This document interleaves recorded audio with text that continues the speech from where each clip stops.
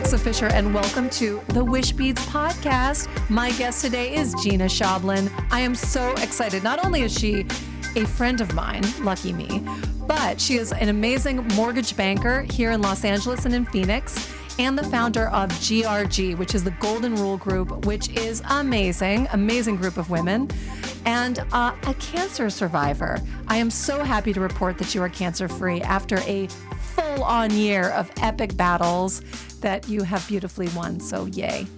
Today, we're going to talk about, your journey and a little bit of what we did with Wishbeads along your journey. But I also just adore you as a person and have so admired all these years of our friendship, how you literally are walking the walk.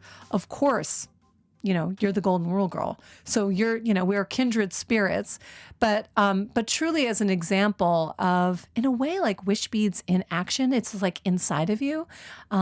So let's just learn a little bit about your story. So thank you for being here. Thank you for having me, the fabulous Alexa Fischer. I mean, we have known each other almost a decade, and you have been priceless to me and so many women around me. And I am so excited to be here to do this with you. So yes, let's jump in here. Let's jump in. Yes. We always say in America, people meet you and they're like, what do you do? That's the first thing they say, not who are you or any of those other things. And people say, oh, I'm a mortgage banker and I'm the founder of GRG Network and I'm a cancer survivor. But that truly is our I story, all those things that happen to us that make us who we are today. So it is my pleasure, and there's beauty in the breakdown, as they say. So when you're going along and you think everything is fabulous and you're, getting people home loans and making their dreams come true and connecting women and bringing them to a higher place, and then you find a lump in your breast, it kind of changes the trajectory of everything. All your goals that you had for the year, all of a sudden it's like your goal is to stay alive. Yeah. And everything else takes a back seat. So it's something we don't think about until it happens. So when I was putting my sports bra on February 25th and I was straightening my girls out, I found the lump, and I knew something was wrong. I think as women, we instinctively know, it's not just a caffeine bump or whatever. We know. So I did get in on Tuesday, February 27th, to see the doctor. And this is just 2018. Yes, so this 2018. Just a little over a year ago. I started my cancer journey on February 27th, 2018, and I ended it on February 27th, 2019, which is crazy. Wow. Yeah, 365 days of breast cancer. Wow. Crazy. Wow. But it has been a journey and a blessing because I feel like I'm such an open person that I don't want to say it was easy for me to share, but I'm an open book. So I shared my entire journey on Instagram and Facebook. And there were bad days and there were better days. But I wanted to share the good, the bad, and the ugly because I think that other women that I know are going to get this. And it's unfortunate, but 1 in every 8 women will get breast cancer. And 1% of men get breast cancer as well. And no one ever looks at that. But it is out there. And so I just think sharing the good, the bad, and the ugly is helpful. And I do too. Yeah, it was pretty apparent. I was really, I guess, taken back by how many people were responding on Facebook and, liking my stuff and asking questions and then reaching out to me privately saying, my friend just got diagnosed or found a lump. What do I do next? It's not like I'm a doctor, but because I was going through it, I was sharing all of my experiences as I went along. And it was kind of a blessing. When people die, I don't know if you've ever seen that movie with what's her name? Kate Hudson. She gets cancer and she ends up dying, but she plans her life celebration of life. And in the movie, you see her watching it, so she can see all the people and all the great things they're saying afterwards. And it's kind of a beautiful movie. But I feel like because I shared my entire process the entire time, that I was able to see what people thought of me, and not that you not that you always think, oh, my life depends on what people think of me, but I was able to see how I've affected so many people along the way. So true. And it was a blessing. I was like, wow, that really makes me feel good. Yeah. And it really sets you up to be propelled into something bigger, which for me is speaking on panels and helping women know that breast cancer is not a death sentence. It can be, but it's not if you keep a positive attitude and you push forward and you select the right team and keep your head up, not in bed in fetal position, which I had some of those days too, but Yeah. they're just a couple days. Well, and one thing, and I, as someone who read all those posts and liked them and commented, it was such a gift because it kept us very connected to you and cheering you on and giving you that little bit of connection on your terms, as opposed to like, I'm going to call you and text you. And sometimes that can be too much. Yes. But it was really beautiful to see you as the recipient, because from the time that I knew you, you were always, and you were so supportive of my business. So when you're a giver, you were, how can I help you? How can I support you? I love what you're doing. Come to Phoenix, talk to my girls, do a Wishbead workshop, do a video workshop. And you were supporting and supporting and supporting. And then suddenly you're in a position where in a way, because of circumstance, you have to receive. How is that experience really just switching gears and allowing it to come in instead of just constantly going out as was maybe your default? That is an amazing question, because I think that was one of the biggest lessons of this whole thing, because I've never been a receiver. You're right. I've been more comfortable in the position of giving, because you're in control of that, right? You're in control of who you give to, how much you give. It makes you feel more stable, I guess. So when everything flips around and you're having to receive, it's super uncomfortable. Like, I can't even tell you uncomfortable, the feeling of uncomfortableness. Even from having my mom come out and stay with me and take care of me, and all my girlfriends that were flying in from Arizona to do everything for me.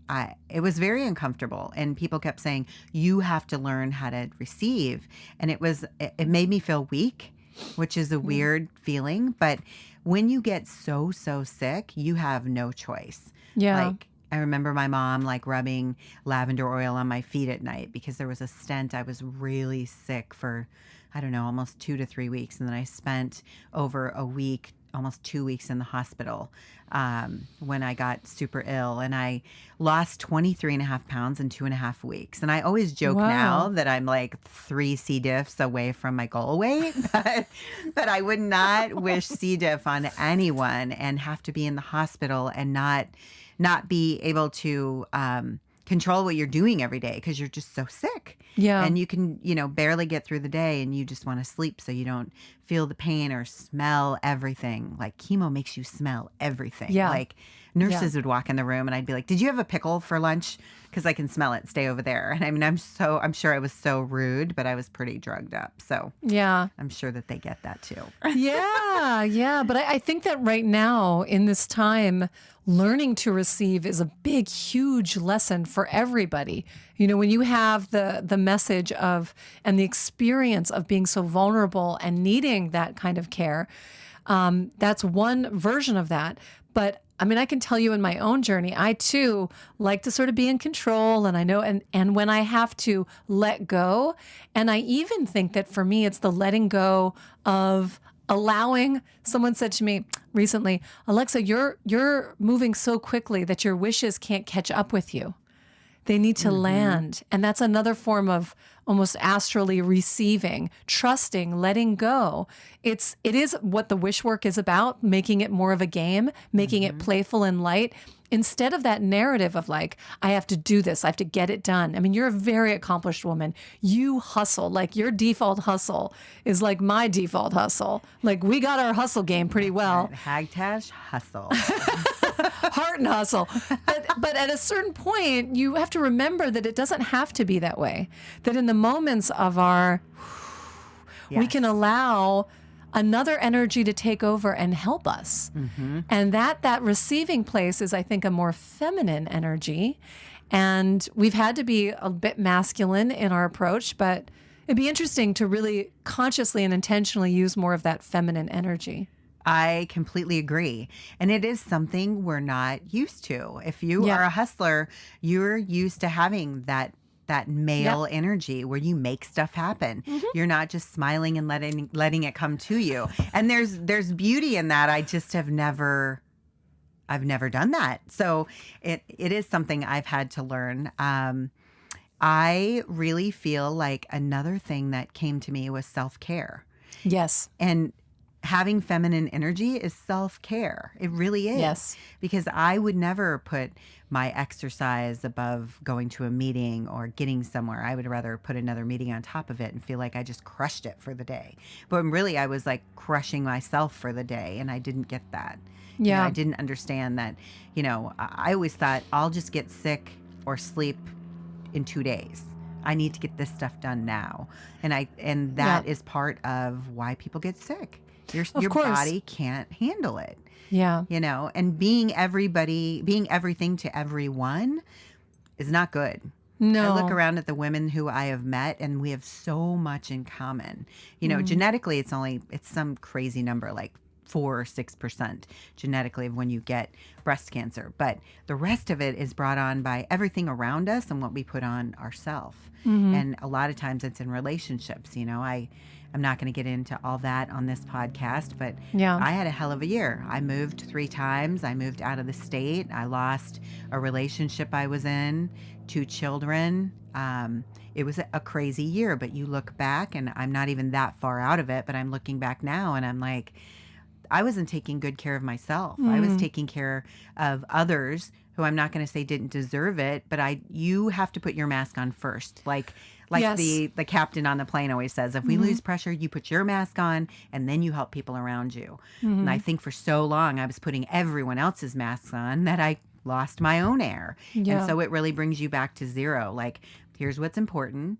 Here's how you fill your own cup, as you say, and you give from the saucer, not the cup. And I loved when you told me that a couple weeks ago. I use it almost every day. Yeah. But it's so true. It's like there is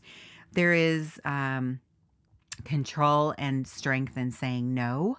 I would love to, but I'm not in a position to do that for you right now.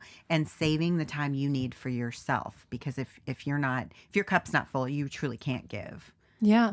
At your highest level anyway. So it's not even worth giving, Yeah. And I'm also really intrigued about your wishes for yourself for the future, because something happens when all of a sudden you're playing a life and death game and you realize the preciousness of this time on the planet. I mean, you were face to face with that, and your family was face to face with that, and your friends. And even though we did do a Wishbeads experience in your cancer journey, which we can talk about, I also love this idea of you being like, you know what would be amazing if I did next? So it doesn't just go back to like, okay, I'm going to go back to my old life. So tell me a little bit about what you're wishing for the future, a plan that you're working on. Nice. Well, before I say that, I want to thank you again, because when I did get diagnosed, you came forward and said, I really want to give this to you. And you gave us like 30 beautiful pink wish beads, of which I forgot to put on today because I'm traveling and it is with me, but I didn't put it on. A beautiful wish bead bracelet, and all of my tribe in Arizona and even some of my tribe here in California wore those. And I really feel like that is part of what got me through, because every time I would see a girlfriend, they would be like, hey, I'm wearing my wish beads. Aww. I'm wishing you the best. Every day I'm sending love and light and wearing my beads for you. So that was fabulous to have a luncheon in Arizona and give everyone their wish beads, and everyone wrote on there, like, whatever. They wrote a Bible verse. They wrote something about me. It was just a great, great thing to have everyone doing that. There's just power in this energy. So thank you so much. That was a huge, huge gift. You're so welcome. And I think it's that, I've done some of these wish circles where people have been in these really challenging situations and nobody around them knows what to do. I mean, they sort of know what to do, but you want to be very respectful of somebody's process. And being able to hold somebody's energy, like physically on your body, so that when you look at it, it just feels like you're part of something. You're part of giving back. Even on a day-to-day basis, they may not know they're being knows, which is great. Yes. But you know what? You said something to me that I thought was really interesting when we got together a few weeks ago in Phoenix. And that is, for anybody watching, when there is, breast cancer, the overwhelming color, as we know, is pink. So when we talked about doing a wish circle and inviting everybody and gifting them wish beads, of course, we went with the rose quartz. But now you're like, oh my goodness, I don't want to see the color pink. I don't want to look. I have so much pink stuff that people sent me that it all is sort of like on brand with cancer. Yes. Like, actually, I think that's an amazing point because you like what you like. Yeah. Right? Yes. And just because you have breast cancer doesn't mean that every object in your life has to turn pink. I know. I loved pink before breast cancer. I wore pink a lot, pink sparkles. I loved hot pink, but you get all that stuff. And truly, I was blessed. Like my mom said, every day we would go to my post office or my post office box, or when I could actually get there because I was pretty ill, I would have 1 to 4 gifts. It was like Christmas. Even my post office box people were like, well, are you like a celebrity? Why do you get so much stuff? I'm like, no, I'm not a celebrity. I just have breast cancer and my girlfriends are amazing. Isn't that beautiful? Yeah. Like that is such a testament. It was amazing. It's a testament to you because, again, you are someone who just holds everybody together. I mean, the work that you do at GRG Network is amazing. And the women are so, you're providing real tools for them, but a real community. And that sisterhood that, I mean, obviously, here you are. Like the sisterhood rallied, and I sure would rally for anybody within the network. So it's really amazing. It's really beautiful. And you deserve all those presents. But they didn't have to all be pink. I know, right? I know. But I mean, I'm thankful for all of that. Yeah, And I'm thankful it's not my network or my tribe isn't just me. I mean, I started it, but these women are all amazing. Like just crazy amazing. And people always say, my ex used to say, oh, you just have all these people. I'm like, yeah, be a good friend and you'll have good friends. Like, I think that's right. When you give, you get back. That's the golden rule. I mean, that is the thing. So, yeah, I'm pretty blessed. I mean, I can't put it any other way. # blessed. Well, I want to hear about 2 things I want to make sure that we talk about before I forget. Okay. One is your wish for the future, but also this idea of wish work. The, in Wishbeads, the Wishwork in my book, it's all about these 21 days of super simple things that you can do. And you shared with me earlier, or maybe we talked about it on the podcast, about this idea of posting on Facebook and knowing that once you identified one positive thing that you could do that would put your mind in a positive place so that you could move forward in a healthy, productive healing journey, those tools and this consistency helped carry you through that. Yes. Right? So it's not hard. It's just tiny little something positive every day. Has that habit changed your life in some way? Yes, because I think that we are all going through something, but some people say it out loud. Some people say nothing, which kills them inside. Yeah. And I'm not saying get on Facebook and spew out all of your, stuff, shall we say. But I'm saying get on there and put something positive, because when people used to say fake it till you make it. Like if you're not happy, smile, and you'll get other smiles back, and then you'll start to feel happy. I found that through my journey, putting it on Facebook was super cathartic, and then really helpful to other people. Even if they weren't going through breast cancer, they were like, oh my gosh, I just needed that today. Thanks so much. Yeah. And it had nothing to do with breast cancer. It was just something positive for the day. So for me, yes, I think once you put it out there, then you start to feel it. You fake it until you make it. And I try to do that almost every day, put something positive up or challenge people, or, say something funny like, it's hump day. What are you going to do today to, pay for the person Starbucks in front of you? Or if you have extra coats in your car, give a homeless person a coat, or whatever it is. When you're giving back, you're feeling better about yourself. And so just putting that out there and kind of getting the conversation going with others is huge. I mean, as you know, people are on Facebook while they're in the car. They're on Facebook first thing when they wake up. I mean, we're like Pavlov with our phones. I know. It's crazy. Yeah. And it's not good. But what is good and what I applaud about you is really the accountability and intention of putting more positive energy into the world. And I think that our media, we're sort of what we've been what we believe is acceptable right now, because there are so many painful things that are happening in the world, and that's true, and we need to be aware of them. Yes. And yet, when we realize that we have a choice in every moment, whether we're being harsh to ourselves in our mind, we're being harsh in our homes, we're being harsh to our neighbors, we're being harsh, putting that negativity is part of the problem. So you're really presenting these little things as part of the solution, as part of maybe making people feel seen and heard and appreciated, connected and uplifted. And we need more. We need a lot more of you in the world. That's very sweet. It's true. I think that when you see that in other people, it pulls the positive out. It just does. Yeah, it's contagious. Energy is contagious. Exactly. So you get to say, okay, well, what do I want to put out there? Obviously, the golden rule, Yes. Do unto others as you would have them do unto you. And it really makes a huge difference. I mean, just look at you 1 year later, cancer-free. It's amazing. And you've got that beautiful Gena smile. Oh, and thank you. Yeah, it's so good. So I want to hear about your next wish. You're like, okay, cancer, check. We did that. Cancer done. Moving on. My big thing is I just need to get back to traveling. I used to travel a great deal before 2013, and I'm going to get back to that this year. So I'm going to Italy in May. I'm waiting to see if I get this sabbatical for Italy for June, July, and August.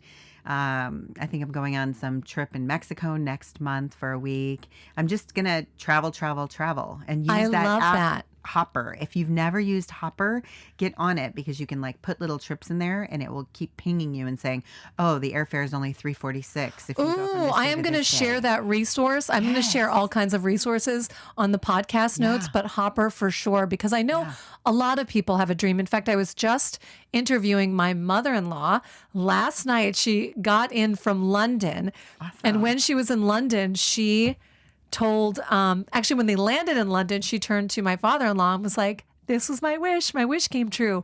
She wanted to go to London since she was in college. Oh, awesome. And, this idea of people wanting to expand their worlds and travel and do something fun or travel and give back or whatever you want to do, things like Hopper could make it much more accessible. Yes. And just have it be in your awareness. Take a little action. It is. Suddenly things line up. So many people think, oh, I could never afford to go there. Just saying that out loud crushes me when I hear that. Yeah. Because it is accessible. It These is. little apps make it so cheap. I got airfare to Italy, to Rome, for $877 round trip. Yeah. And I mean, I'm not sitting first class, but I don't care. I just You're want to getting get there. over there and have a blast and meet the people and be with the people and see what I can share with those people and, just live life and meet everybody. Yeah, I love it. I love it. I love it.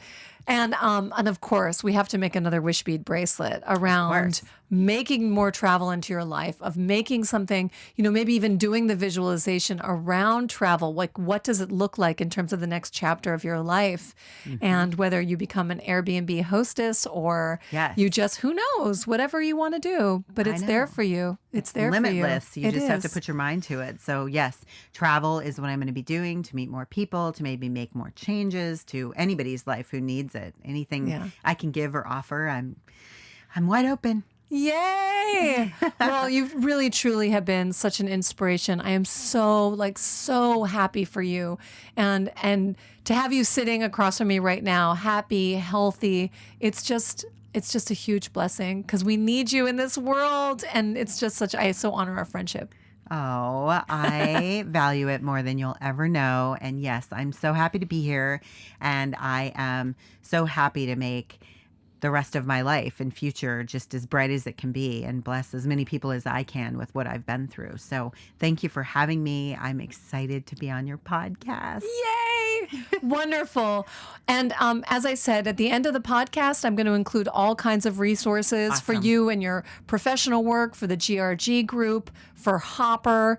And I also know that on all of your social media platforms, you are going to be sharing more resources, I think, to cancer survivors or people who are just looking for more inspiration and who can follow along on your travels. Yes, Because Gena posts regularly, so if you want to check that out. I do.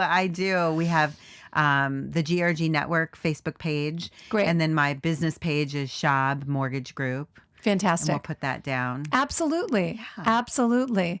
All right, friends. Thank you. Keep dreaming. Stay positive. Find your joy and bliss. And go check out Hopper and go take a trip. Yes, travel, travel, travel. Yay. Thank you for having me.